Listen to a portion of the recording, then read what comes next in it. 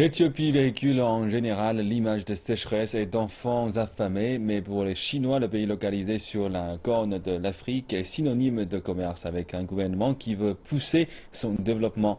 Et les entreprises chinoises offrent de multiples voies de rendre la coopération économiquement attractive. Aujourd'hui, nous visitons une petite usine de cuir dans la banlieue d'Addis Abeba avec ses employés à la recherche d'un avenir meilleur.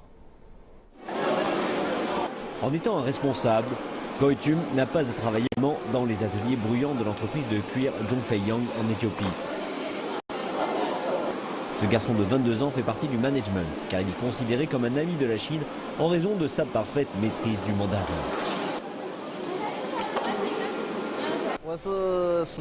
J'ai travaillé avec de nombreuses entreprises chinoises. Certains des employés viennent de la province du Sichuan.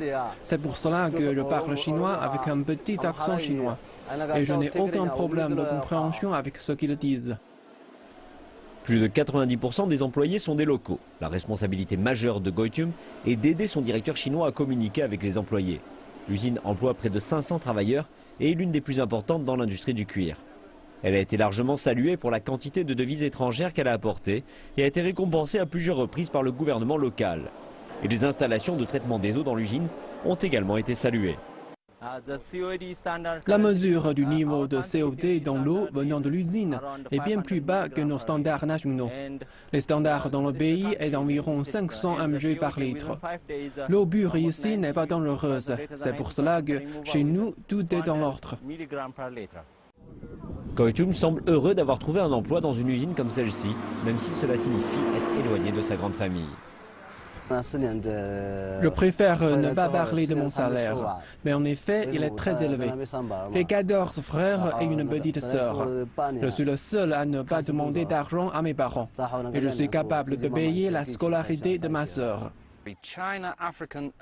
Il y a environ 500 employés dans cette usine. Cette coopération sino-africaine dans le domaine du cuir parvient à traiter 2 600 000 pièces chaque année. Et cela ne constitue qu'une petite part par rapport aux matériaux bruts que l'on trouve localement. L'Éthiopie possède la plus importante industrie d'élevage d'Afrique. Mais les produits de l'industrie du cuir sont assez primitifs et les articles utilisables comme les vestes sont rarement fabriqués sur place. Mais un changement pourrait se produire, alors que l'entreprise Zhongfeiyang envisage de monter une nouvelle usine de fabrication de gants en cuir. Goitum aussi semble avoir de grandes aspirations. J'ai besoin de plus d'argent, comme ça je pourrais aller en Chine. On m'a dit que certains vêtements y sont fabriqués. Et comme je parle chinois et anglais, c'est sûr que je vais y aller pour y trouver de meilleures opportunités.